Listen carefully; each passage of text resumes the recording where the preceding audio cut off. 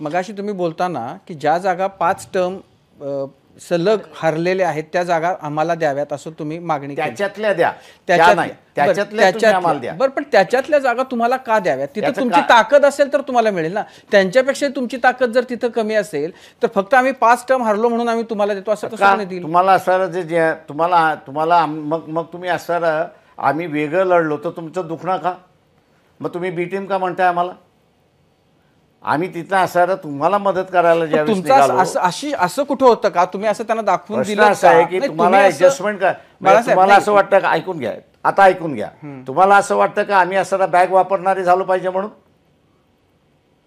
जे बाहेर पडते तीच मेंटॅलिटी बाहेर पडते की आम्ही असं फक्त यांच्या बॅगा वापरायचं आणि ह्यांनी चालत राहायचं, हे थोडी आहे.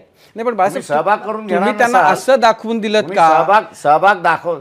तुम्ही असं दाखवलं का की या जागा आहेत 5? माझं म्हणणं असं आहे की त्या 12 जागा पुन्हा जिंकलात का तुम्ही? ना, माझं वेगळं म्हणणं आहे. माझं म्हणणं सोडून द्या. ना, माझं म्हणणं असं आहे की त्याच्यात तुम्ही असं दाखवू शकलात का? तुम्ही त्यांना असं दाखवू शकलात का की ह्या तुम्ही सलग 5? आता मी तुम्हाला सांगतो, जस्ट वेट अ मिनिट.